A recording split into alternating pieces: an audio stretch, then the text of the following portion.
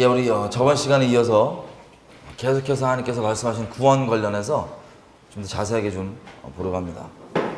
오늘 이제 볼 말씀 보기 전에 제가 미리 좀 말씀드리면, 제가 민감한 내용을 얘기할 때 좀 충분하게 설명하고 충분하게 짚고 가지 않은 부분이 좀 있어서 가끔씩 혼란스러운 분들이 있는 것 같더라고요. 제가 죄송한 말씀을 좀 드리고, 저번에 좀 몇 개 들어왔던 질문을 정리하고 좀 시작을 할게요.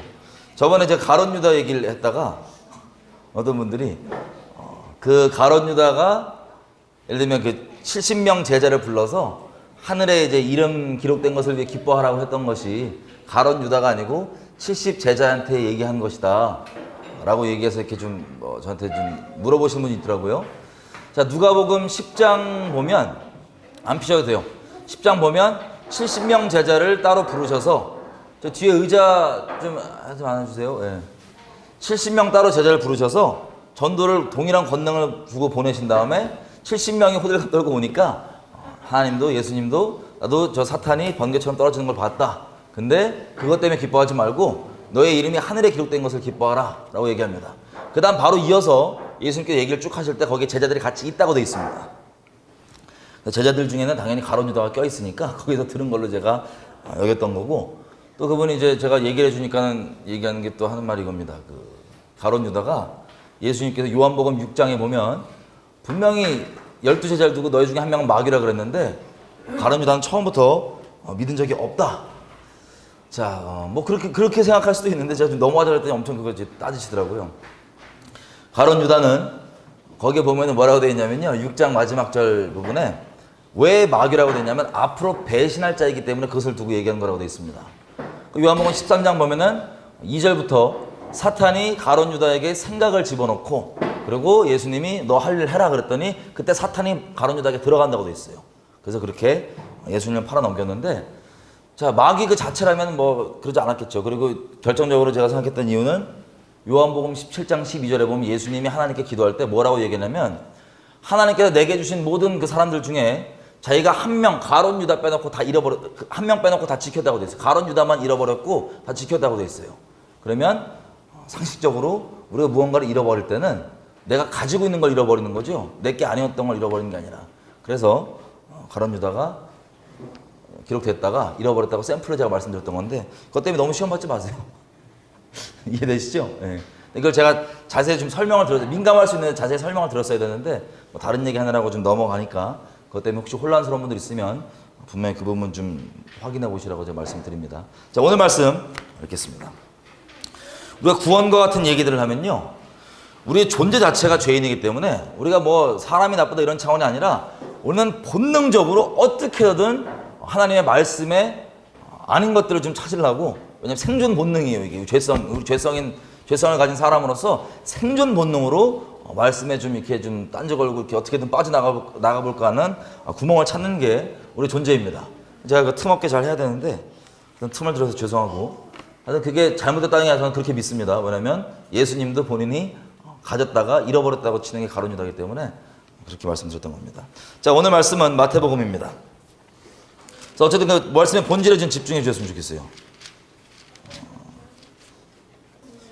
마태복음 10장 20절에서 42절까지. 다 펴셨나요? 예. 제가 읽을게요. 눈으로 따라와 주세요. 장차 형제가 형제를, 아비가 자식을 죽는 데 내어주며 자식들이 부모를 대적하여 죽게 하리라. 또 너희가 내 이름을 인하여 모든 사람에게 미움을 받을 것이지만 나중까지 견디는 자는 구원을 얻으리라. 이 동네에서 너희를 핍박하거든 저 동네로 피하라. 내가 진실로 너희에게 이르노니 이스라엘의 모든 동네를 다 다니지 못하여서 인자가 오리라. 제자가 선생보다 또는 종이 그 상전보다 높지 못하나니 제자가 그 선생 같고 종이 그 상전 같으면 조카도다. 집주인을 바알세불이라 하였거늘 하물며 그 집사람들이랴. 그런즉 저희를 두려워하지 말아라. 감추인 것이 드러나지 않을 것이 없고 숨은 것이 알려지지 않을 것이 없느니라. 내가 너희에게 어두운 데서 이르는 것을 광명한 데서 말하며 너희가 귓속으로 듣는 것을 집 위에서 전파하라. 몸은 죽여도 영혼은 능히 죽이지 못하는 자들을 두려워하지 말고 오직 몸과 영혼을 능히 지옥에 멸하시는 자를 두려워하라. 참새 2마리가 한 아사리원에 팔리는 것이 아니냐. 그러나 너희 아버지께서 허락지 아니하시면 그 하나라도 땅에 떨어지지 아니하리라. 너희에게는 머리털까지 다 세신 바 되었나니 두려워하지 말아라. 너희는 많은 참새보다 귀하니라.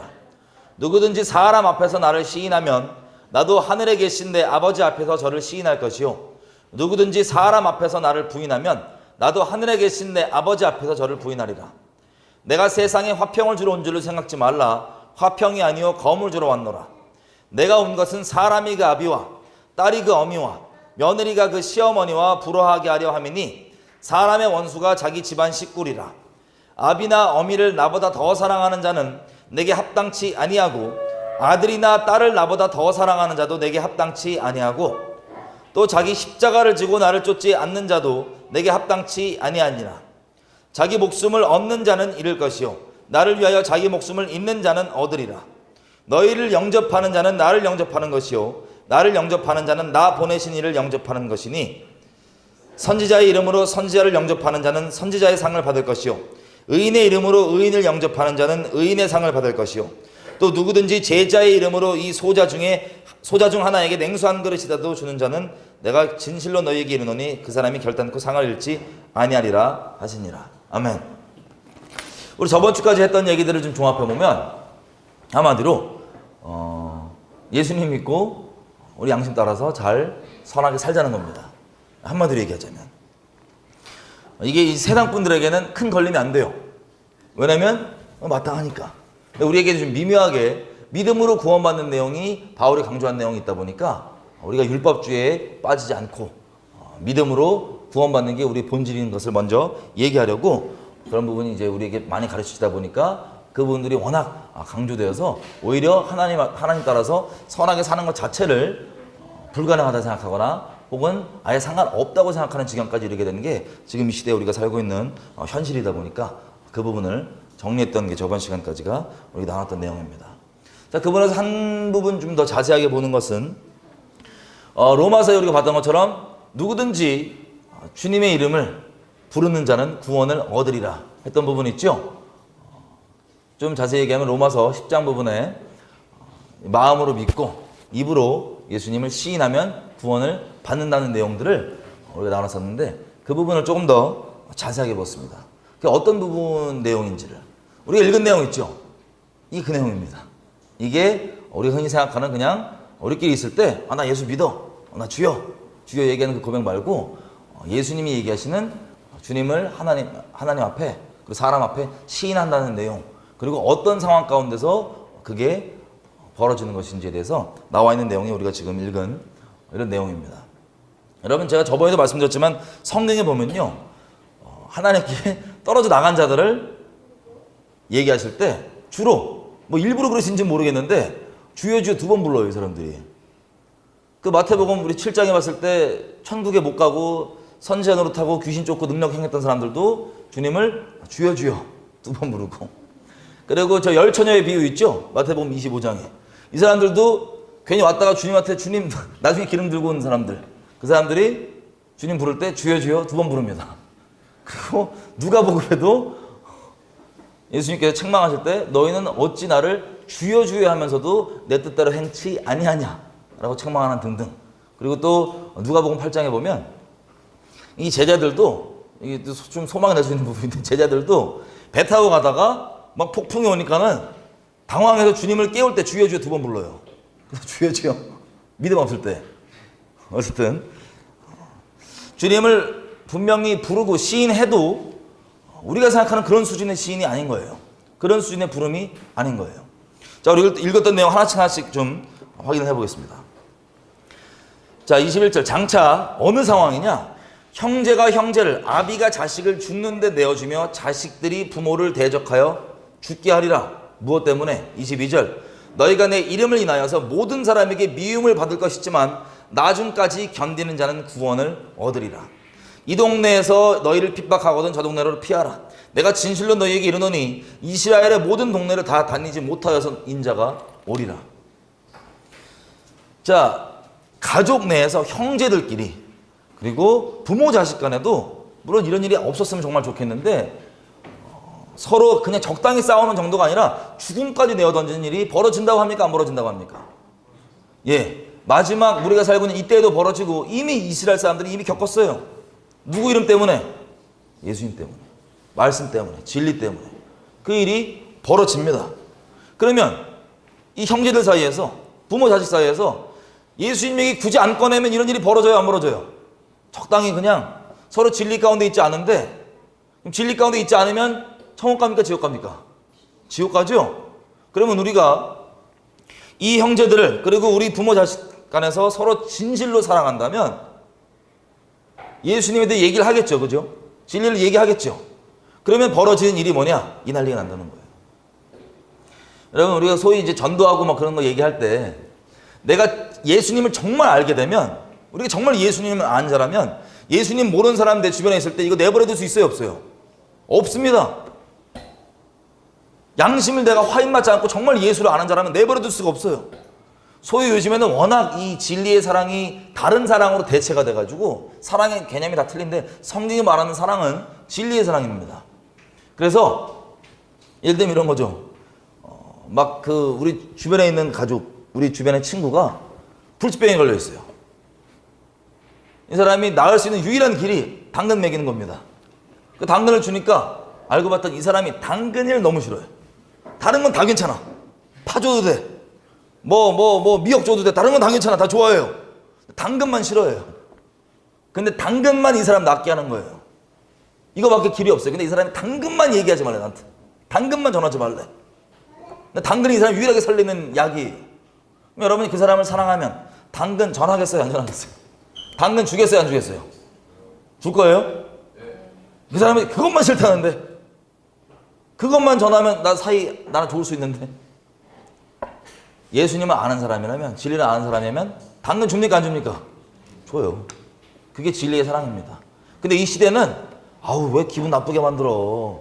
적당하게 그냥 당근 안 주고 그냥 분위기 껄끄럽게 안 만들어야지. 이게 사랑인 줄 착각하고 진리의 사랑을 이것으로 대체해서 그것을 추구하는 것이 오히려 세련되고 좋은 것인 양 여기는 게 지금 우리가 살고 있는 시대입니다. 근데 이 말씀은 누구에게만 적용되냐면 실제 예수님의 이름을 부르는, 그리고 실제 구원받았기 때문에 주님을 따르는 사람들에게만 적용되는 말이에요. 그 사람들에게는 이런 분쟁이 있겠어요, 없겠어요? 있는 겁니다. 근데 주변에 다른 수많은 예수님께 하셨던 말씀 다 포함해서 영적으로 소속이 다른데 이런 분쟁이 없다, 이런 논쟁이 없다, 이런 껄끄러움이 없다, 그러면 내가 예수님께 똑바로 있지 않은 거예요. 내가 타협하고 있는 겁니다. 근데 이거를 당장 멀리도 이전에 당장 우리 옆에 있는 가족들, 형제들, 부모님들, 자식들 사이에서 이 일이 벌어지는데, 여러분 이 일이 속히 같이 진리의 편에 서지 않으면 어떻게 되겠어요? 서로 죽음까지 내어 던지게 돼 있어요. 이게 이미 일어났던 일이고 지금도 벌어지는 일이고 사실 지금 우리에게도 앞으로 벌어질 일입니다. 자, 22절 보면 분명히 얘기하죠. 그 분쟁과 그 싸움과 그 껄끄러움의 원인이 뭐냐? 22절, 내 이름, 예수님의 이름 때문에, 내 이름으로 인하여서 모든 사람이 미움을 받는다. 예수님 이름 때문에 그렇습니다. 예수님 이름 때문에. 그러나 끝까지 나중까지 견디는 자는 구원을 받으리라. 또 23절, 이 예수님 이름 때문에 무슨 일까지 겪게 되냐면 이 동네에서 너희를 핍박하거든 저 동네로 피하라. 여러분 이사 가는 거 쉬우세요, 어려우세요? 쉽지 않죠? 그런데 지금 뭐 때문에 이사 다닌대요? 예수님 이름 때문에 이사 다닌대요. 이 동네로 저 동네로 예수님 이름 때문에. 제가 마태복음 24장과 이제 마지막 때 성경에 하나님께 말씀하신 바를 쭉 보다가 깜짝 놀란 게 있습니다. 이 말씀 포함해서 하나님이 마지막 때 지진과 기근과 막 수많은 어떤 그 재앙들이 벌어지잖아요. 근데 아모스서 3장 6절 보면 뭐라고 되어 있냐면 6절 7절 이렇게 됐어요. 여호와께서 시키심이 아니고서야 절대 그 일이 벌어질 수가 없다고 되어 있어요. 모든 일의 주관자가 하나님이시기 때문에 참새 한 마리 땅에 떨어진 것도 하나님이 주관하십니다. 하나님 허락 없이는 안 됩니다. 근데 우리가 하나님을 오해해서 그렇지 생사화복을 주관하시고 또 바다를 들어서 지면에 쏟으시는 자, 땅을 흔드시는 자, 하늘에 불 떨어뜨리고 재앙들을 일으키고 그 수많은 일들을 하나님께서 무관하신 분이 아니에요. 지금도 저 캘리포니아 저기 저 불나 있다면서요. 저기 교회 레딩 저 베델 교회 저 근처에 하나님께서 재앙을 일으키실 때 반드시 그것과 관여가 있을까요, 없을까요? 있습니다. 우리가 없다고 착각하는 거지 하나님은 모든 일을 주관하시는 분이세요. 그 뜻에 맞게. 그래서 어떤 도시에 재앙이 일어나는 것이 여호와께서 시키심이 아니고서야 어찌 그 일이 일어나겠느냐라고 얘기하십니다. 근데 그 다음 절 바로 하나님 뭐라고 얘기하시냐면 그 일을 일으키시기 전에 반드시 자기의 종 선지자들에게 비밀히 하시고는 그 일을 이루지 않는다고 하십니다. 왜냐하면 하나님께서 그 일이 벌어질 때, 그게 만약에 재앙이라고 치면 그 일이 벌어질 때 그냥 재앙을 일으키는 것 자체가 하나님 뜻이 아닌 거예요. 재앙 가운데 많은 사람들이 죽고 예수 안 믿는 사람은 지옥 가겠죠. 그 자체가 하나님의 목적이 아니라 이 재앙이 일어날 수밖에 없는 그 일, 그 상황, 공의로우시고 거룩하신 하나님 앞에 대체 어떤 이유 때문에 그 일이 벌어진지를 반드시 먼저 얘기해 주십니다. 그 종들에게. 왜? 그 종들이 정말 하나님의 사람이라면 그거 알고도 가만히 쉬쉬하겠어요? 아니면 그게 일어난다고 얘기를 정말 해줬으면 죽을까 봐라도 당근 먹이듯이 얘기를 해주겠어요? 안 해주겠어요? 주변 사람들에게. 얘기해주죠? 이 하나님의 종들이 그것을 얘기하면 하나님의 뜻은 그 재앙이 일어나기 전에 어떻게든 영원히 살으라고 제발 목숨 건지라고 얘기해 주는 건데 이스라엘 백성들이 옛날에도 그랬고 지금 이 시대도 마찬가지고 이걸 좋게 감사하게 기쁘게 여겨요? 욕으로 들어요? 욕으로 듣습니다. 이 일이 전 세계 마태복음 보면은 곳곳 가운데 벌어진다고 돼 있죠. 지진과 기근과 전쟁과 소문과 뭐 난리 이런 것들, 이게 다 하나님의 시키심이십니다. 우리가 저번에 아포칼립토 이런 영화 보고 뭐 마지막 때 얘기하면서 어차피 죄의 지경이 예전에는 지역적으로 나눴지만 지금은 전 세계적으로 미디어 때문에 정도의 차이는 조금 있을 수 있어도 다 똑같다고 말씀드렸습니다. 그 동일한 기준으로 하나님의 심판이 이 로마서 1장 18절 이하부터 나왔던 그 내용으로 그 진도가 터지면 하나님의 재앙이 하나씩 터지는 거예요. 그럼 그 전에 반드시 그 재앙이 일어나기 전에 아모스서 3장 7절에 의하면 하나님께서 자기 종들, 자기 친구들에게 그걸 얘기해 주겠어요? 안 해주겠어요? 얘기해 줍니다. 얘기해 줍니다. 전 뭐 제 개인적인 그런 이 시대가 워낙 어둡고 이 시대가 워낙 미혹이 많다 보니까 저 스스로를 지키기 위해서 제가 개인적인 기준으로 잡고 있는 게 몇 개 있습니다. 하나님의 사람이라 그럴 때 제가 개인적 기준이 뭐냐? 전 세계에 보면 수많은 하나님의 사람이라고 하는 타이틀을 달고 있는 사람들이 있어요. 선지자 타이틀, 뭐 별의별 타이틀 다 있는데 딱 한 가지 기준. 분명히 그 지역에 있는데 그 재앙이 나기 전에 하나님의 친구라면 하나님께서 반드시 한 영혼을 천하보다 귀하게 여기시기 때문에 그 재앙이 일어나기 전에 반드시 그 친구에게 얘기해 주십니다. 한 영혼에서 살리려고. 그리고 재앙 자체가 일어나는 걸 주님이 원치 않으시기 때문에. 그 재앙을 어떻게든 막기 원하시기 때문에. 그래서 반드시 그 사람이 이 성경에 나와 있는 수많은 우리 믿음의 선배들과 똑같이 재앙을 얘기하겠어요? 아니면 오냐오냐 하겠어요? 재앙을 얘기합니다. 그 지역의 미국만 해도 선지자라고 타이틀 단 사람이 그렇게 수두룩하게 많은데 그 재앙이 일어나기 전에 한 명도 그거에 대해서 돌이키자 뭐하자 얘기한 사람 좀 들어본 적이 없어요. 아직. 다 좋은 게 좋은 거고 오냐 카톨릭과 연합하자 미친 소리는 다 하는데 성령 이름으로 그런 거 들어본 적이 없어요. 그게 제 개인적 기준에선 하나님의 사람인지 아닌지 제 스스로 미혹되지 않기 위해 저를 지키기 위해 보는 기준 중에 하나입니다. 근데 슬프고 아쉽게도 거의 없어요. 전 세계적으로. 근데 이게 원래 그래 왔습니다. 일부러 소수가 아니라 원래 그래 왔습니다. 우리가 저번 시간까지 나눴던 예수님을 율법 행위로 의로워지는 게 아니라 믿음으로 의로워지는데 그 믿음은 반드시 열매가 나온다고 하는 성령을 쫓아 행한다고 하는 얘기를 나눴었는데 이 얘기가 소위 안 믿는 사람보다도 믿다고 하는 분들 그리고 잘못 알고 있던 분 수많은 분들에게는 이게 걸림이 돼요. 이게 걸림이 돼요. 성경은 그렇게 말하고 있지만 이게 언제부터 그랬냐면요. 여러분 원래 그렇습니다. 성경에 보면 이스라엘 백성만 딱 잘라서 볼게요. 이스라엘 백성은 전 국민이 다 누구 섬겨야 돼요? 우리가 쉽게 이해하자면 전 국민이 교인이에요. 전 국민이 하나님 섬기는 사람들이에요. 그런데 하나님 일부러 그러시지 않았겠지만 전 국민이 여호와를 순결히 섬겨야 되는데 우리 성경에 보면 시대별로 전 국민 중에 다 다 하나님 똑바로 섬겼어요? 아니면 안타깝게도 소수만 그렇게 섬겼어요? 말씀대로. 극소수만. 극소수만. 원래 그래 왔더라고요, 보니까. 아쉽게도. 전 지금도 제 주변에 있는 수많은 사람들과 다 제가 아는 모든 사람들이 하나님 말씀대로 따르기를 간절히 바라고 그렇게 기도하고 가는데, 일부러 그런 게 아니라 원래 전 국민이 그렇게 하나님 섬겨야 되는 이스라엘조차도 항상 성경에 보면 소수만 하나님 말씀대로 따르고 하나님 있는 그대로 따랐더라고요. 이 말씀 전에도 욕으로 듣고, 하나님의 백성인데도 타이틀이.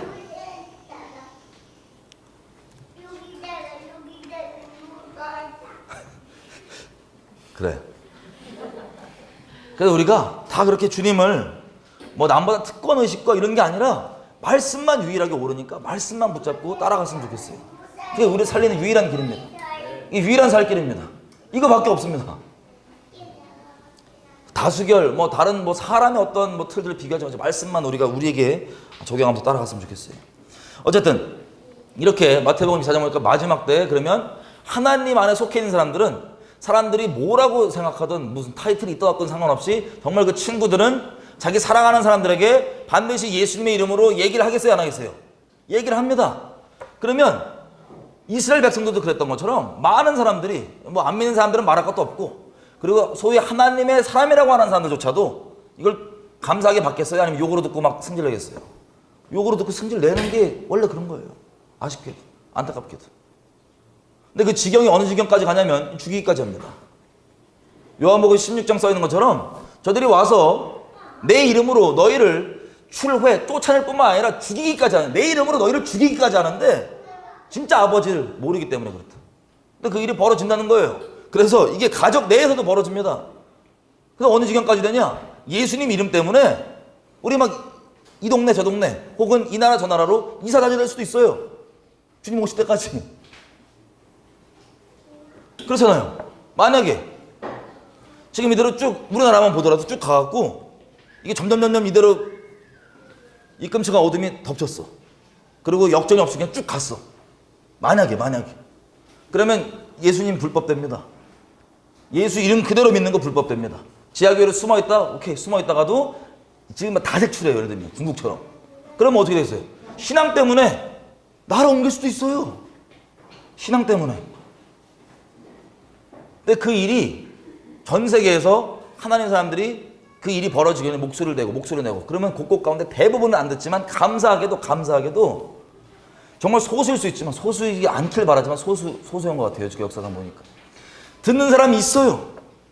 그 듣는 사람이 그 외침과 그 말하는 것 때문에 뭐 예를 들어서 1000명이 승질냈지만 그 중에 한두 명이 듣고 그것 때문에 영생을 얻고 주님께 나올 사람들이 있기 때문에 그렇게 마지막까지 다 하나님께로 인도할 사람들을 인도하고 주님께서 오시는 게 마지막 때 그림인 걸 보고 제가 깜짝 놀랐었습니다. 예전에.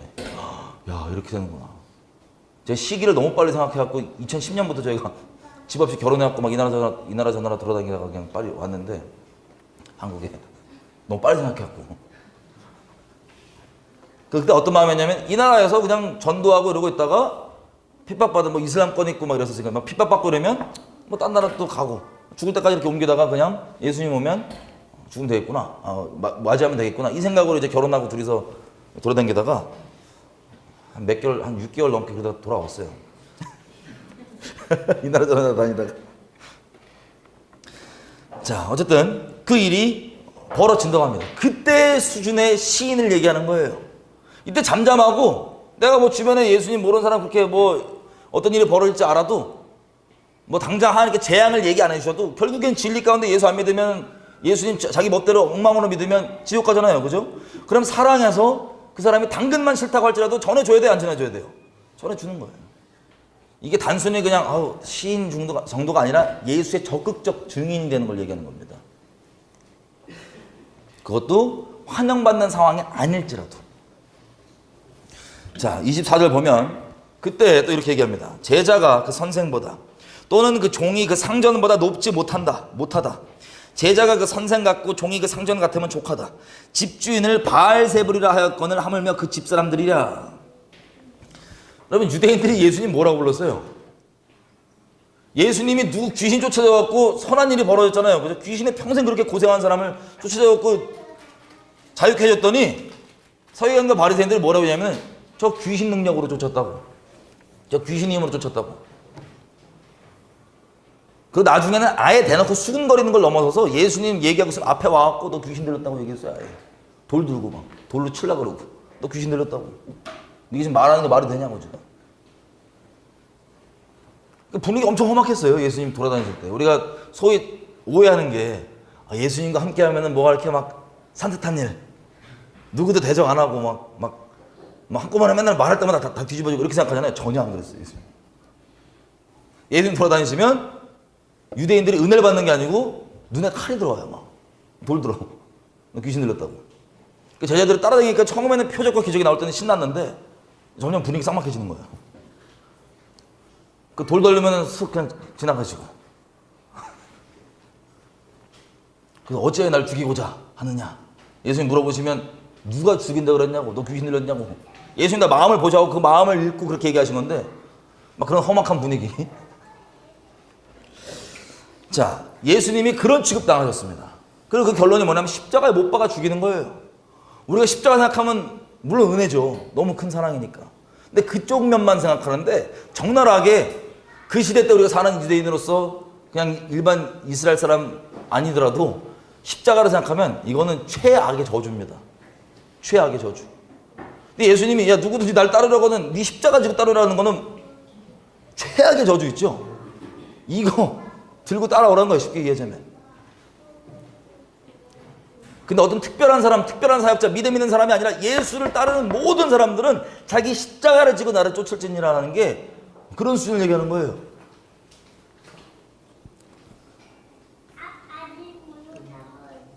자, 그래서 이 유대인 전체의 공중 입장, 전체적 공식적 입장으로 저거는 잡아 죽여야 되는 죄인, 저주받은 자 입장까지 갔던 그 예수님이 우리 주님이십니다. 아멘이죠? 그러면 예수님이 얘기하시는 게 내가 너희 선생이고 주인으로서 그런 일을 겪었으면 그 종들은 당연한 거다. 당연한 거다. 근데 우리 주님의 이 명령 보십시오. 우리가 주님을 시인한다는 수준을 이 정도로 얘기하는 거예요. 26절 보십시오. 이렇게 얘기해요. 그런즉 저희를 두려워하지 말아라. 솔직히 인간적으로 두려워요, 안 두려워요?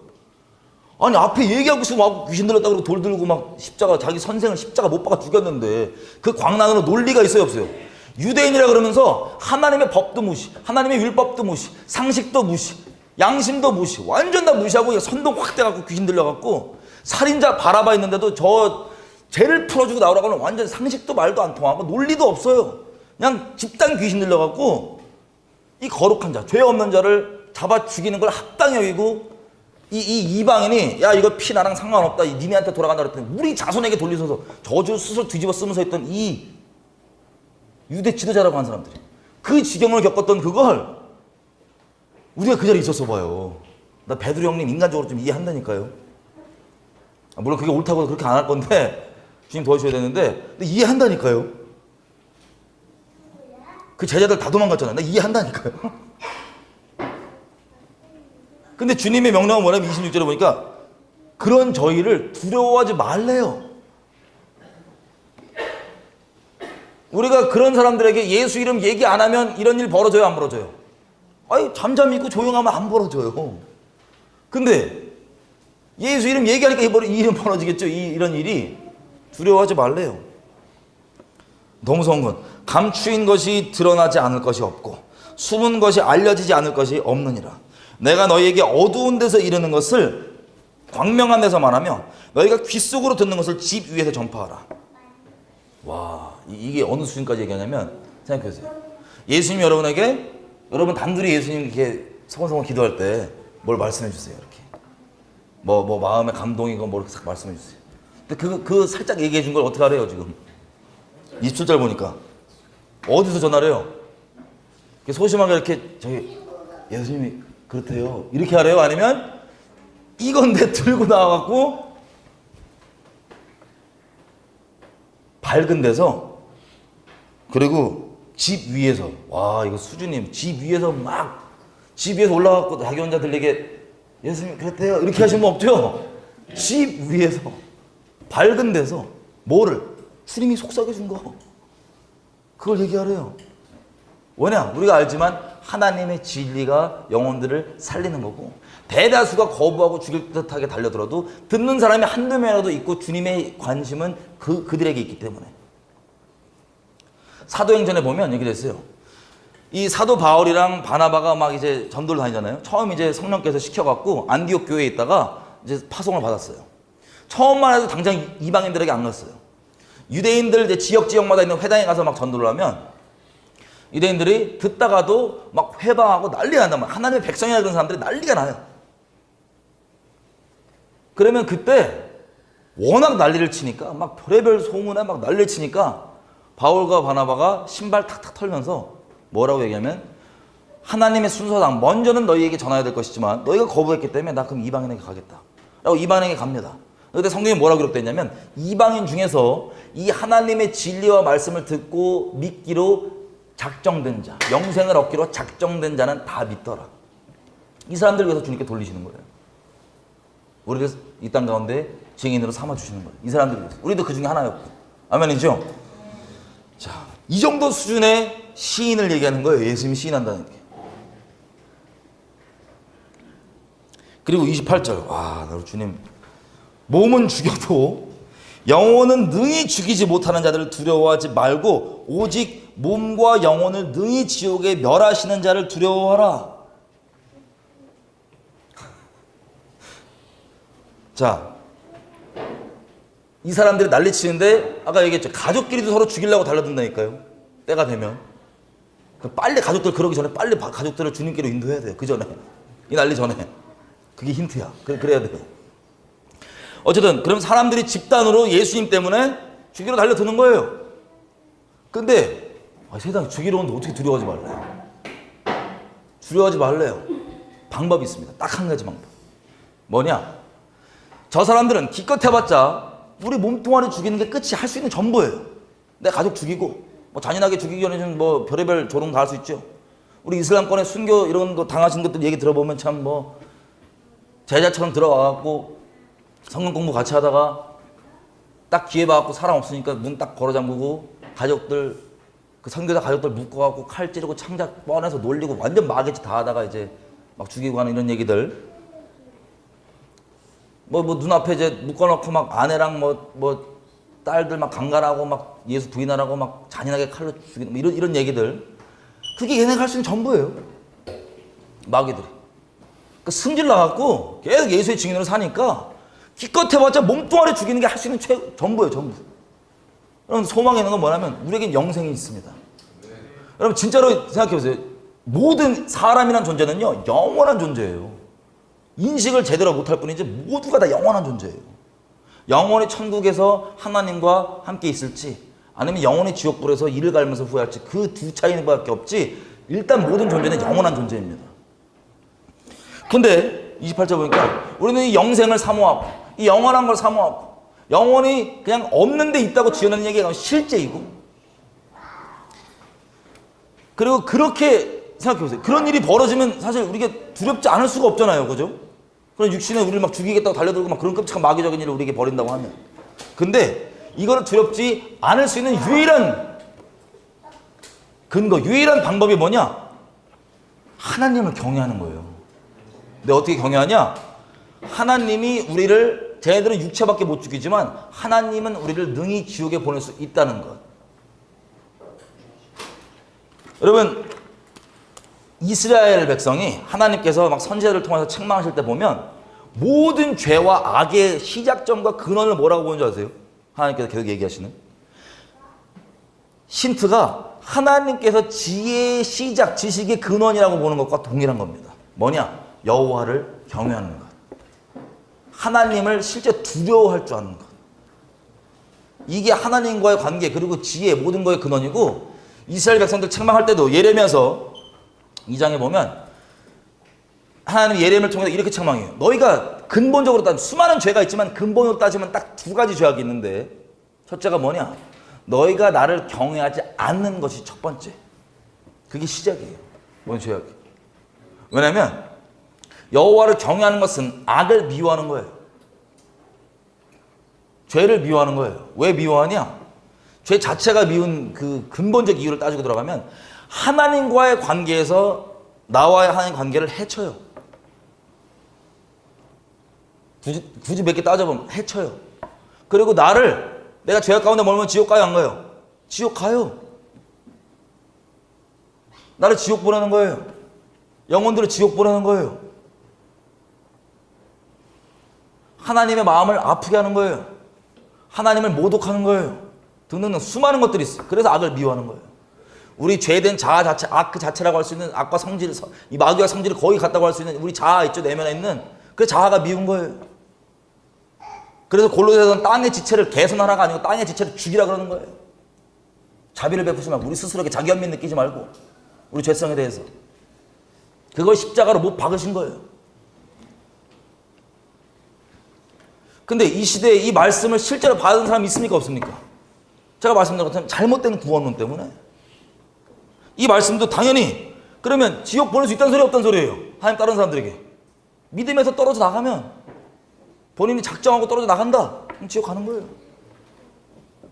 빈말로 우리는 하나님에 대해서 워낙 경외함을 상실하다 보니까 예수님이 뭐라고 말씀하시면 지식적으로는 고백할 때 예수님의 말씀은 무조건 맞습니다. 절대 빈말하시는 분이 아닙니다라고 얘기하지만 실제 그렇게 안 믿는 분이 대부분이에요. 우리 중에. 예수님의 말씀은 1점이라도 땅에 떨어지지 않고 빈말하시는 분이 아니십니다. 우리만 이분을 만만하게 보는 거예요. 이분이 이런 일이 벌어질 때 예수를 시인하는 구원받은 자들에게 끝까지 견디라고 얘기하는 것. 그 붙잡아야 될 포인트가 뭐냐? 주님이 나 지옥 보낼 수 있다는 거예요. 뭘 하면? 내가 믿음에서 믿음을 부인하면, 믿음을 거절하면 이분이 더 무섭기 때문에 얘네가 안 무서운 겁니다. 이게 자체가 안 무서운 게 아니에요. 이분이 훨씬 무섭기 때문에 얘네가 안 무서울 수 있다고요. 이해가 되세요? 아니 세상 사람들도 아무리 하나님 몰라도 조직의 쓴맛을 아니 법의 쓴맛을 좀 보든가 뭐 조직의 쓴맛을 좀 보면 다른 것 때문이 아니라 법 무서워서 공이 무서워서 아니면 조직 무서워서라도 그런 거 안 해요. 아니 큰일 나. 근데 하나님을 제일 경외해야 되는 우리가 경외함이 상실된 게 그 잘못된 구원론 때문에 죄를 합리화해주는 이상하게 생각하는 말씀대로 안 믿는 구원론 때문에 에이 설마 이러고 사는 거예요. 하나님을 우리가 모독하고 우리가 무시하는 거예요. 아니 세상 깡패들만 봐도 세상 몇 번 공의의 이 법적인 이 제재를 다하고 이걸 겪은 사람만 봐도 법 무서워서 못 그러는데 우리가 더 담대해야 되고요. 악에 죄에 세상 사람만도 못하게 하나님을 경외함 없는 이 시대. 근데 그 수준이 여러분 정말 우리가 주님께 속한 사람이라면 주님의 때가 가까울수록 이 일이 우리에게 벌어집니까 안 벌어집니까? 벌어지는데 유일한 생존의 키가 뭐냐? 하나님 경외하는 게 우리에게 실제여야지만 이게 가능한 일이에요. 우리에게. 아니면 이미 우리 신화참배 때 겪었던 것처럼 아니 일제가 총칼에 위협하면 처자식이 있고 육신적으로 무서우니까 그냥 고개 숙이지 뭐 주님이 봐주시겠지 설마 어떻게 버리시겠어? 그런 생각. 하나님이 경외하는 게 유일한 열쇠이고 키입니다. 마지막까지 주님을 붙잡고 견디는 그 어떻게 하겠지 실제 이분이 말씀하시는 걸 진짜라고 믿는 그것. 만월히 여기지 않고 이분 말씀하신 대로 이루신 분이에요. 그 다음에 29절 참새 2마리가 한 아사리온에 팔리는 게 아니냐. 그러나 너희 아버지께서 허락지 아니하시면 그 하나라도 땅에 떨어지지 아니하리라. 너희에게는 머리털까지 다 세신 바 되었나니 두려워하지 말아라. 너희는 많은 참새보다 귀하니라. 누구든지 사람 앞에서 나를 시인하면 나도 하늘에 계신 내 아버지 앞에서 저를 시인할 것이요. 누구든지 사람 앞에서 나를 부인하면 나도 하늘에 계신 내 아버지 앞에서 저를 부인하리라. 이게 예수의 이름을 시인하고 구원받는다는 뜻입니다. 이 수준이. 그러니까 하나님께서 허락지 아니하시면요 여러분 머리카락 하나도 안 상해요. 이 얘기 들으면 또 막 머릿속에 막 회로 돌아가시는 분들 있죠. 나 그 일 왜 일어났을까? 저 일 왜 일어났을까? 여러분 근본적으로 하나님 허락 없이는 죽지도 않기 때문에 저는 개인적으로 이렇게 믿습니다. 만약 총알 막 날라와요. 몰라 또 그 대봐야지 또 아는데 제가 그냥 머릿속에 있는 믿음으로는 총알 날라와도 하나님 허락 안 하시면 안 막혀요.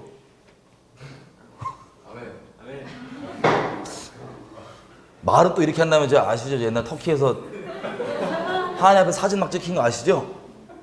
그 터키 저기 그 높은 빌딩에서 막 숨겨야 된다고 막 선교사님들 두고 막 그렇게 제가 까불다가 바로 불났어요. 그 자리에서. 그 고층 건물인데 불이 나갖고 숨겨야 된다고 막 이러다가 불이 나니까 제가 처음 겪어봤거든요. 그렇게 심각하게 불난 걸. 잠깐 나가면 연기가 진짜 위에부터 꽉 차는데 잠깐 일어나서 연기 맡으니까 기절하겠더라고요. 이 유해가스가 올라가고 바로 고개를 숙이고 창문 끝에 이렇게 베란다를 찾아갖고 모든 사람이 다 거기다 쏠려요. 모든 사람이 코너에 몰려갖고 이제 고개를 밖에 내밀고 이러고 이제 이러고 이제 속에 여러 가지 생각을 했죠. 아, 오늘이 죽는 날인가 보다. 근데 그 옆에 민망하게 방금 숨겨야 된다고 제가 말했던 그분들 다 옆에 있어요. 이렇게 반 민망 반 웃긴데 진짜 죽을 것 같아서 심각했었어요. 어제 주님이 붙잡아줘야 되는데 아니 말씀 실제니까 하나님 허락 없이 안 떨어진다니까요. 총알도 빗발쳐도 아니 뭐 때 되면 데리고 가시는 거니까. 할렐루야. 약간 좀 염세적으로 들릴 수 있는데 이랬어요. 그때 이후로 주 안에서 자는 자들은 복되도다. 이 시대가 이제 점점 어려워지거든요. 시대를 피하고 싶다기보단 주님께 빨리 가신 분들이 전 복되다고 생각해요. 요즘 이렇게 올라가시는 분들 보면 빨리 가셨다. 좋다. 너무 염세적인 게 아니라 복되다고 써 있으니까. 자, 이렇게 하나님 앞에 우리를 시인한다는 게 이 정도 수준의 정말 전적인 신뢰, 전적인 믿음. 다시 말씀드리지만 이 아주 두렵게 느껴지는 이 상황들이 어떻게 하면 안 벌어지냐? 잠잠하면 안 벌어져요. 조용히 그냥 세련되게 우리가 생각하는 것처럼 세련된 신앙생활처럼 그냥 옆에서 지옥 가든 말든 뭐 엉망으로 믿든 말든 그냥 잠잠히 아무 말도 안 하고 그냥 뒤에서 기도만 하지 뭐. 그러면 아무도 이거 안 겪습니다. 나중에 주님 앞에 가고 주여 저 뒤에서 기도는 다 했는데요. 그럼 어떻게 될까요? 주여 주여. 구원받는 수준이란 이런 거예요. 그 시인한다는 거. 우리가 생각하는 것처럼 죄 막 살고도 막 입으로 시인하면 되잖아요. 이런 수준의 차원이 아니라고요. 우리가 말씀을 아예 다르게 보고 있어요. 죄성이 합령하면서. 34절.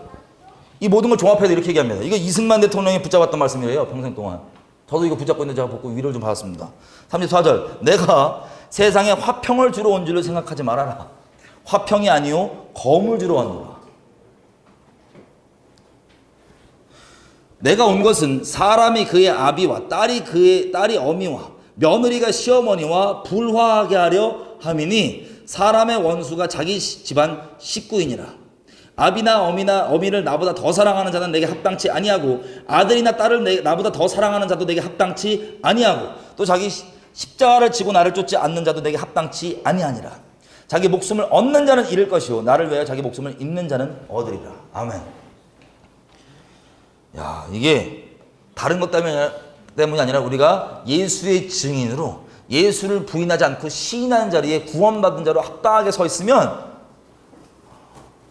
절대 화평이 아니라 뭐가 벌어진다고요? 분쟁처럼 보이는 게 우리 일상일 거예요. 예수의 증인이라면.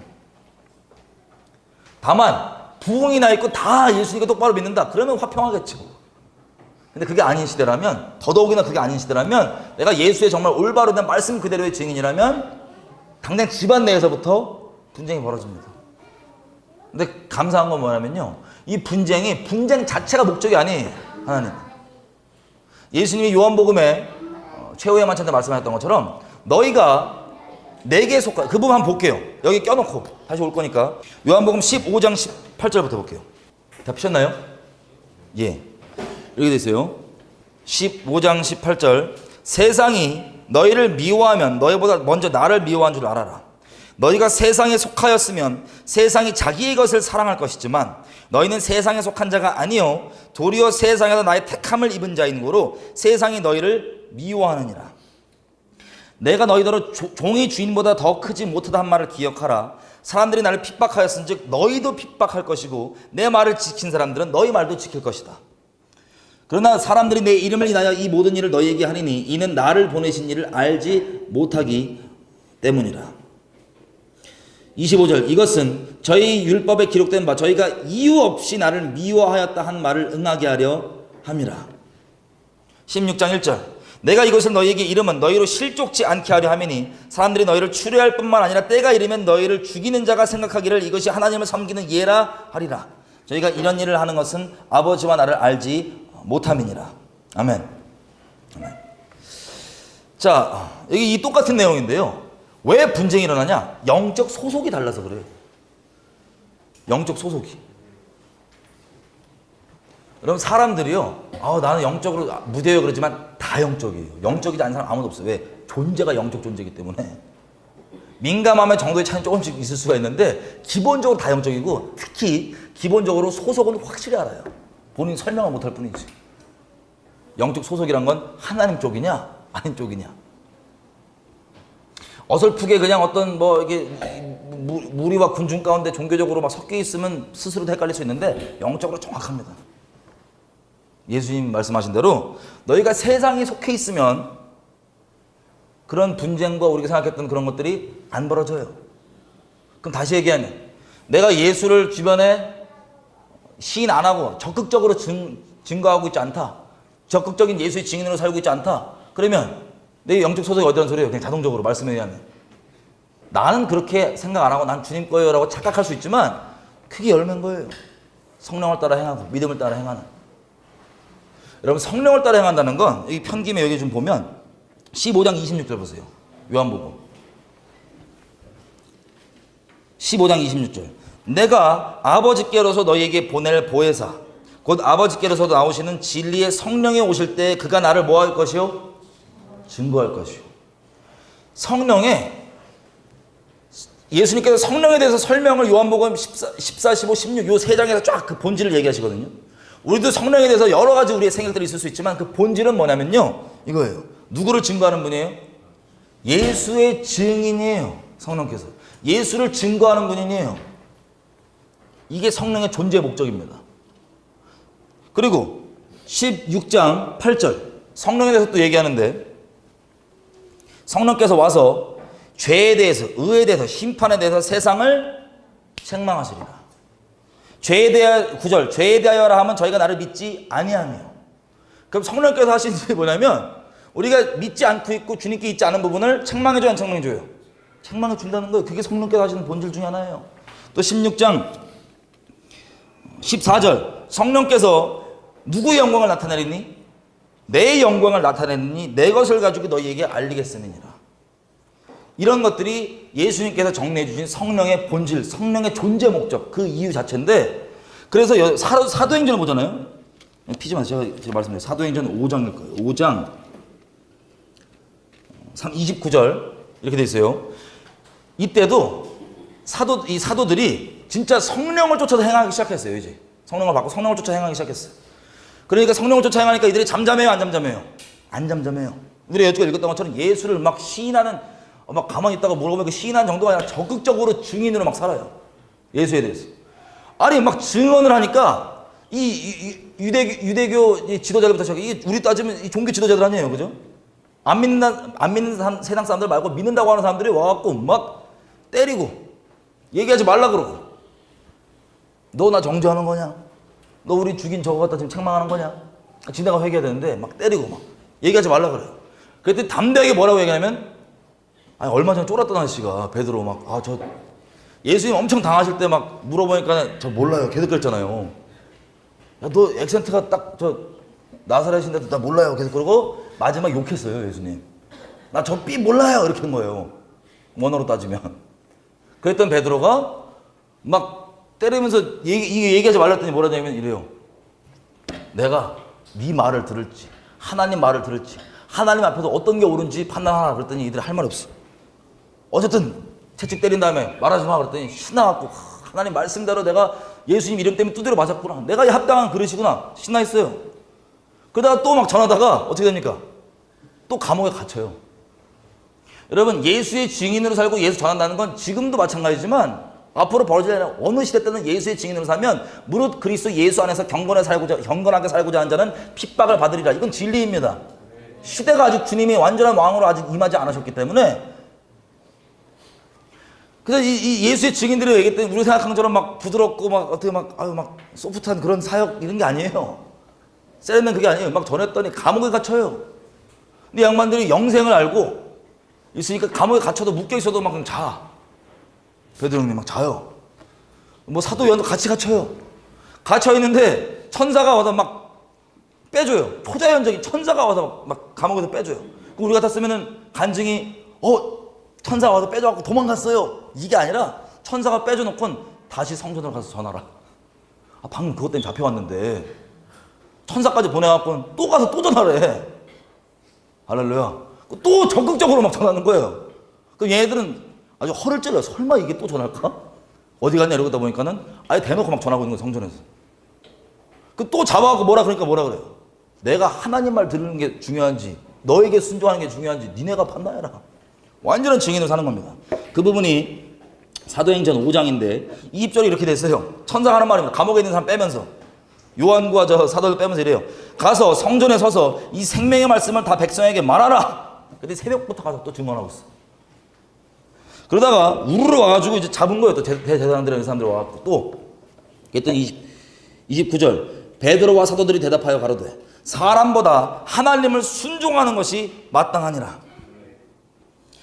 너희가 나무에 달아 죽인 예수를 우리 조상 하나님이 살리시고 이스라엘로 회개케 하사 죄 사함을 얻게 하시려고 그의 오른손으로 높이사 임금과 구주를 삼으셨느니라. 그럼 이게 뭐예요? 의에 대해서 죄에 대해서 심판의 책망이 막 가는 거예요. 성령과 함께 그 사람들에게. 그 사람 중에 믿는 사람이 생긴다니까요. 한두 명씩이라도. 그리고 이 결론을 32절 이렇게 얘기합니다. 우리는 베드로와 사도들이 얘기하는 거예요. 우리는 이 일의 증인이요 하나님이 자기를 순종하는 사람들에게 주신 성령도 그러하니라. 성령의 존재 자체가 예수의 증인이고 예수를 증거하고 예수의 영광을 나타내는 게 성령의 존재니까 성령을 따라서 함께 행하고 거한다는 사람들도 당연히 사도들처럼 뭐예요? 존재 목적 자체, 인생의 목적 자체가 예수가 그리스도시요 예수가 주님이라고 하는 증거와 증언이 인생의 목적이에요. 이게 우리가 사도행전에서 보이는 이런 성령의 역사들이 이 시대에 뜸해 보이는 게 우리 목적이 달라서 그래요. 성령과.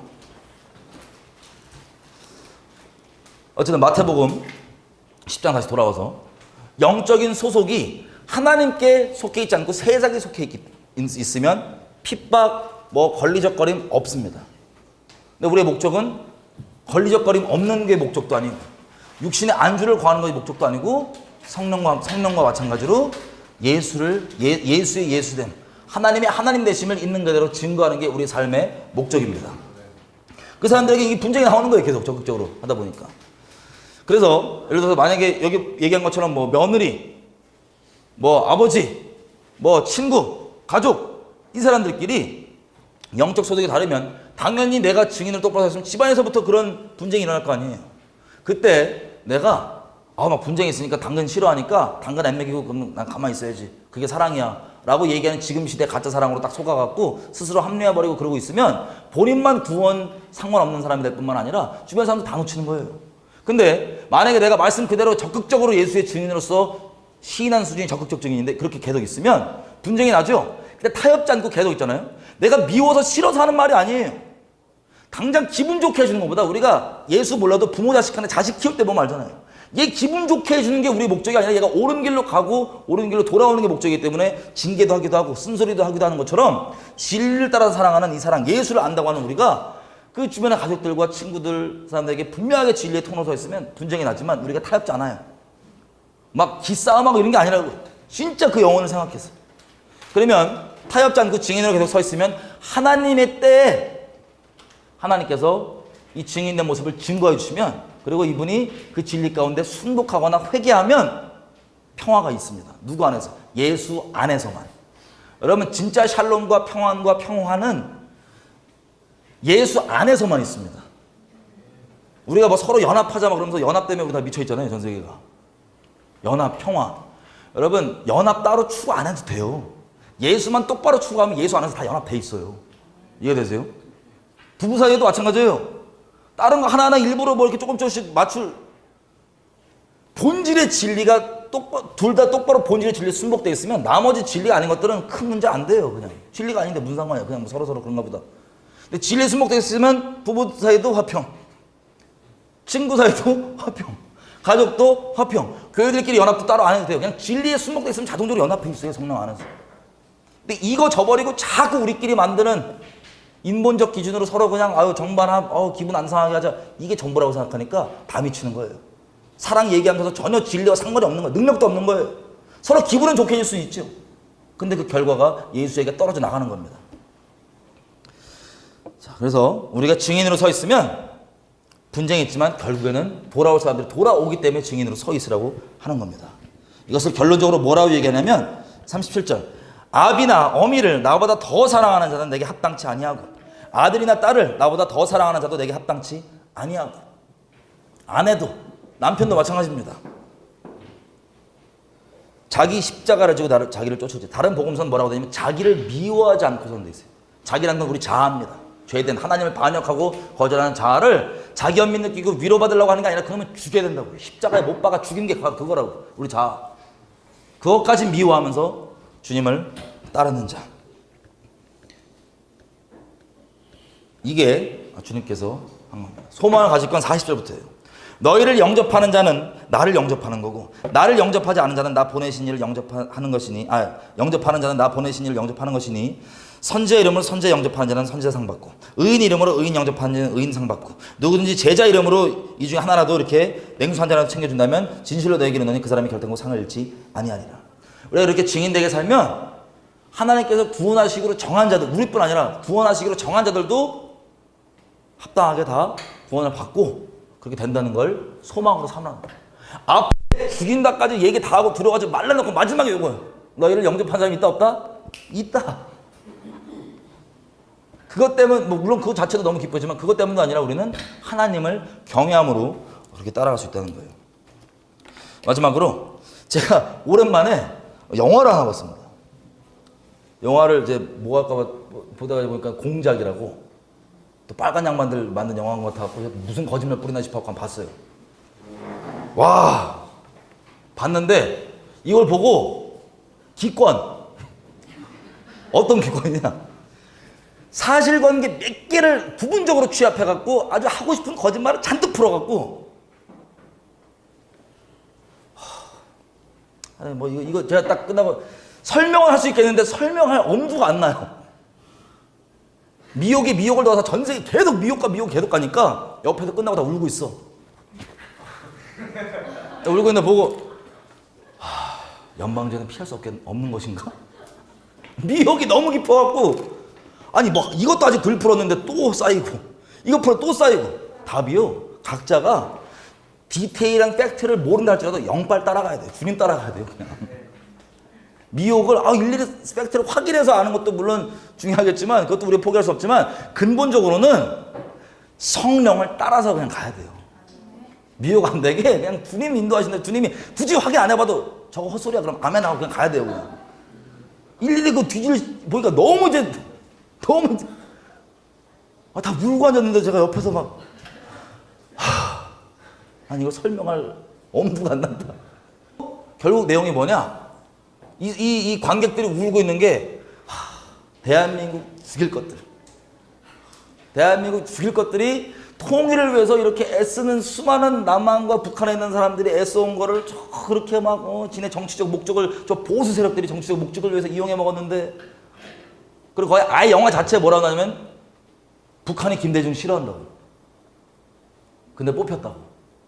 김대중 대통령은 억울하게 누명 씌워갖고 빨가신 분이라고 누명 씌워갖고 되는 거라고 뭐 이런 내용도 쫙 나오면서 하여튼 뭐 그분이 이런 업적들이죠. 쉽게 얘기하면 이게 드디어 이제 대한민국 완성되는데 여지껏 이렇게 보수 세력과 소위 대한민국이라고 하는 이 대한민국에서 핍박받아왔던 남북한에 뒤에서 접선했던 사람들이 드디어 이룬다 이거예요. 일을 다 울어. 나 미치겠다니까. 더더욱 마음에 뭐가 들었냐면 예수밖에 없다. 예수를 믿어서 이 사람들 영빨로 따라가는 거 아니면 나 자신이 없다 이제 더 이상. 물론 상황이 되고 시간이 좋아지면 이제 뭐 그것 때문에 오해한 사람들 설명을 해주겠지만 근본적으로는 각자가 예수를 목숨 다해 따라가는 것밖에 답이 없을 것 같아요. 이 시별을 설명하기도 한계가 있다고요. 그래서 사도행전 1장 마지막으로 보겠습니다. 우리가 저번 시간까지 봤던 율법주의도 아니고 방탕도 아니고 성령을 쫓아 행한다는 건 하나님 입에서 살아있는 말씀들, 하나님께 주신 감동들, 이거 진리에 따라서 간다는 건데 이거에 좀 더 자세히 얘기하겠지만 나중에. 지금까지는 뭐냐면 성령의 기본적인 목적 자체가 예수를 증거하는 거예요. 우리 사도행전에 나오는 우리 선배님들도 성령과 인생 목적이 하나였기 때문에 그렇게 성령과 동행할 수 있었던 거예요. 예수 증거. 이게 베드로서나 이런 데는 우리가 오해하고 있지만 이게 예수 시인하는 겁니다. 예수를 적극적으로 증거하면서 증인으로 살아가는 것. 자, 이러려면 우리는 우리의 힘과 능으로 안 됩니다. 성령께서 이끌어 주셔야 됩니다. 성령께 전적으로 우리가 의지를 해야 됩니다. 제가 며칠 전에 이런 꼴도 겪으면서 보다가 사도행전 1장 말씀 보는데 이렇게 보여요. 사도행전 1장 6절. 제자들이 모였을 때 예수께 묻자와 가로되 주께서 이스라엘 나라를 회복하심이 이때이니까 가라사대 때와 기한은 아버지께서 자기 권한에 두셨으니 너희 알 바 아니요 오직 성령이 너희에게 임하시면 너희가 권능을 받고 예루살렘과 온 유대와 사마리아와 땅끝까지 이르러 내 증인이 되리라. 아멘. 근데 여기서 6절에 느낌상 어떻게 보이냐면 예수께 묻자 가로되 주께서 대한민국 나라를 회복하시면 이때이니까 때와 기한은 아버지께 자기 권한에 대해서 너희 알 바 아니고 너는 내 증인으로 살아라. 성령의 권능을 받고 내 증인으로 살아라. 하긴 이슈별로 얘기하는 것도 한계가 있고 각자가 진짜 예수를 따르는 아무리 그 이슈별로 지금은 우리랑 이제 같은 맥락에 대해서 동의하고 여러분과 같은 맥락에 대해서 동의하고 있는 사람이 있다 할지라도요 그 본질이 정말 순수하게 성령을 따르고 예수를 따르는 게 아니면 나중에 또 바뀌어요 입장이. 예를 들면 이런 겁니다. 동성애는 반대라고 하는데 WCC는 또 괜찮아. WCC는 안 되는데 종북질을 해. 종북질은 안 되는데 하여튼 뭐 이런 혼합 짬뽕들 있죠. 그게 왜 그러냐면 이슈별로 자기 의견들이 성향들이 있는 거지. 말 그대로 정치적 성향 무슨 성향들이 있는 거지 본질적으로 진리와 말씀 성령을 따르는 게 아니기 때문에 그런 거예요. 근데 이 사람들에 대한 답도 이슈별로 이해도 시켜줄 건 시켜주지만 본질적으로 진짜 사람 따르고 사람 미혹 따르고 그냥 사람의 전통 따르는 게 아니라 말씀 그대로 그리고 실제 우리를 모든 진리 가운데 인도하시는 성령을 따라가는 것. 사람 말고 하나님 경외하면서 이게 유일한 답이에요. 저 여러분도 마음을 딱 다잡고 우리가 내가 어설프게 하나님 예수님 분명히 이렇게 얘기하잖아요. 우리가 예수님 시인 안 하면 어떻게 돼요? 사람들이 막 상황 어렵고 분위기 어렵다고 내 시인 안 하면 하나님이 우리 예수님이 하나님 앞에서 우리 시인해요 안 해요? 안 하고 그게 실제예요. 에스겔한테 너 이거 전할 때 너 전하지 않으면 쟤는 저대로 죽겠지만 내가 그 피값 네 손에서 찾겠다 할 때 이거 장난으로 여기는 건 하나님을 섬기는 사람들이 아니기 때문에 그런 거예요. 하나님 안에 있는 사람이 이거 실제로 받아들이고 하나님 경외하고 나간다니까요. 바울이 고백하는 것처럼 내가 하나님의 두려우심을 알고 그리스도의 사랑의 강권하심 이 두 가지를 알기 때문에 내가 너에게 미친 사람처럼 보여도 나가서 그렇게 얘기하는 거고 정신이 온전하게 보여도 다 니네를 위한 거다 라고 얘기하는 게 그 안에서 우리 나온 겁니다. 좀 기도할 때 우리 이렇게 좀 기도했으면 좋겠어요. 우리가 하나님의 말씀을 업신여기고 우리가 소위 말씀 그 자체보다 내가 이해하고 있던 교리나 이런 것들로 하나님의 말씀을 업신여겼던 끔찍한 죄야. 하나님 경외하지 않았던 죄야. 그리고 하나님의 이 진리와 말씀들을 내가 기뻐하지 않고 욕되게 여겼던 죄야. 그리고 내가 주변에 주님께 있지 않은 영혼들 뻔히 알면서도 내가 어떻게 되겠지 하고 그냥 내 합당한 책임과 이런 것들 지지 않고 내버려뒀던 죄야. 그리고 내 인생 목적 자체가 하나님과 별개로 따로 있으면서 잘 먹고 잘 살고 평안하게 아무 문제 없게 사는 아니면 성공하는 이 썩어 없을 것들 남에게 잘 보이는 이런 것들 추구하면서 세련되게 예수님을 옵션처럼 하나 갖고 있겠다라고 착각했던 수많은 악독한 마음들 다 회개하고 하나님 성령께서 그리고 하나님 온 우주를 지으신 아버지께서 예수를 증거하는 게 목적이신 것처럼 티끌만도 못한 나도 하나님 목적 그대로 부합하게 주님께 순복하여서 나뿐 아니라 주변의 수많은 영혼들에게 진리의 증인으로 영혼을 죽기를 인도하면서 그렇게 하나님과 동행하면서 살고 싶습니다. 여러분 예수님이 요한복음 3장 15절 14절부터 보면요 이렇게 얘기해요. 광야에서 모세가 노뱀을 들은 것처럼 인자도 들려야 하리니 이는 사람들이 멸망치 않고 영생을 얻게 하려 함이라. 여러분, 이게 무슨 얘기냐면 민수기의 광야에서 민수기에 보면 이스라엘 백성이 하나님 원망하고 그렇게 반역하다가 하나님이 불뱀을 풀어요. 하나님이 푸신 거예요. 풀어요. 그래서 불뱀이 다 뭅니다.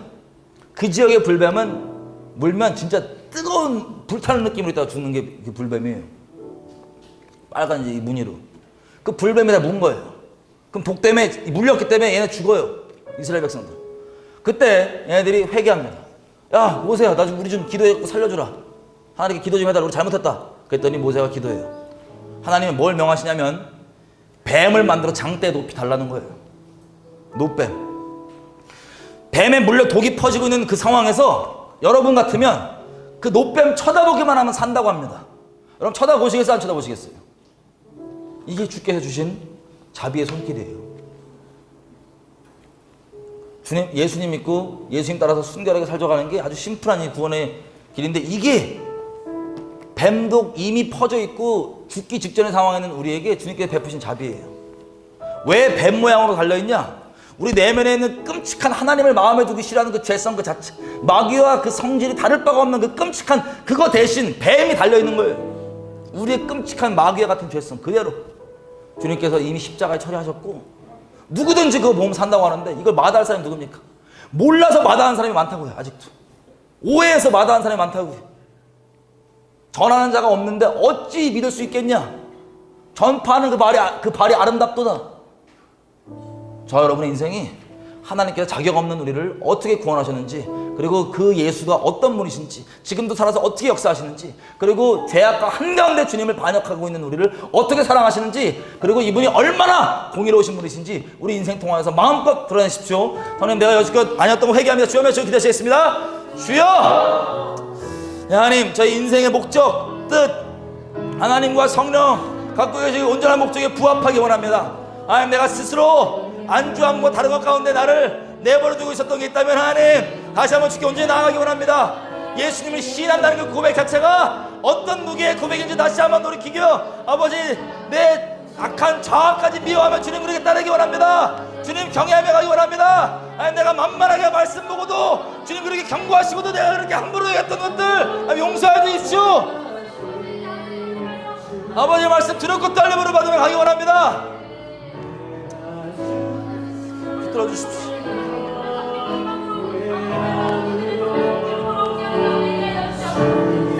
제 인생이 주님의 통로되는 인생 되기 원합니다.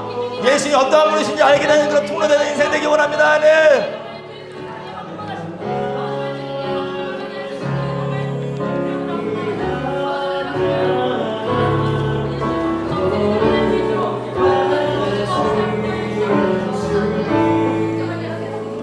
우리 마지막으로 이렇게 기도할게요. 하나님, 내게 성령의 권능을 주십시오. 내가 진짜 예수의 증인으로 살기 원합니다. 내 인생의 목적이 여지껏 예수 증거, 예수에 대해 적극적으로 증거하는 게 목적이 아니었다면 내가 회개하오니 나 자신 부인하고, 내가 육적으로 소망하는 바 부인하고, 예수님 가진 목적 따라서 성령 따라서 그렇게 함께 동행하기 원하오니 하나님, 내게 성령의 권능으로 임하여 주십시오. 내 능으로 힘으로 안 됩니다. 성령의 권능으로 아버지 마음 가운데 매이고 주님만 경외하면서 주님 말씀하신 대로 순종하며 성령을 쫓아 행하는 삶을 살기 원합니다. 성령의 권능을 내게 허락하여 주십시오. 주여 몇 주 기도하셨습니다. 주여! 이렇게 하는 성령의 권능을 허락하여 주십시오. 하나님, 우리가 성령을 쫓아 행하기 원합니다. 하나님, 우리가 성령을 쫓아 행하기 원합니다. 성령의 권능으로 좌정하십시오. 우리가 예수의 증인으로 살 수 있도록 성령의 권능으로 임하여 주십시오. 하나님, 우리가 성령의 권능으로 임하여 주십시오. 성령의 목적이 곧 우리의 목적이길 원합니다. 스스로 안주하고 뒤로 물러가고 있던 거 있다면 좀 제하시고, 지금 내 자신까지 부인하며 주께 나아가기 원하오니 성령님 붙들어 주시고 통로 잡아 주십시오. 성령의 권능으로 붙잡아 주십시오. 주님의 전으로 삼아 주십시오. 지금 마음껏 그 능력 베푸십시오. 주님의 이름 영원롭게 하십시오. 예, 하나님 감사합니다. 쉬지 않으시는 그 열심과 그 불붙는 사랑으로 여러 모양을 동원하셔서 예수를 우리 인생 가운데 증거해 주셔서 우리가 이 자리 가운데 앉아 있습니다. 하나님, 이 거저받은 은혜 갖고 우리가 하나님과 성령의 목적을 따라서 우리도 또한 그렇게 적극적인 예수의 증인으로 인생 살기 원합니다. 나는 이것 가운데 거리껴지는 것들, 다른 것들, 더 추구하고 싶은 것들 있다면 주님 제하시고 영광의 하나님을 하나밖에 없는 하나님과 동행할 수 있는 이 인생의 기회를 헛된 것들로 허비하지 않기를 원합니다. 또한 내 개인이 먼저 주님의 그 말씀을 듣기 싫은 말씀, 부담되는 말씀이라 할지라도 내가 취사 선택하여 택하는 주인 자리에 앉아있는 것이 아니라 그 주인 자리 말씀 대신 주님께 내어놓습니다. 주님, 내가 그 말씀의 종이오니 순복하기 원하오니 성령께서 원하신 대로 나를 이끌어가 주십시오. 주님께서 띠띠운 대로 우리가 인생 그렇게 따라가기 원합니다. 구름 기둥, 불 기둥, 주님 인도하는 곳이건 어디건 예수의 증인으로 따라가기 원하오니 우리 인생을 붙잡으셔서 마음껏 하나님 어떠한 분이신지 증거하시고 드러내십시오. 우리 보잘것없는 인생이지만 주님께 맡겨드립니다. 성령과 동행하며 주님을 영화롭게 하기 원하오니 우리 인생 통하여서 많은 영혼들을 주께로 돌아오게 되는 열매 맺기 위해 우리를 택하신 주님을 찬양합니다. 감사드리며 예수님의 이름으로 기도드렸습니다. 아멘.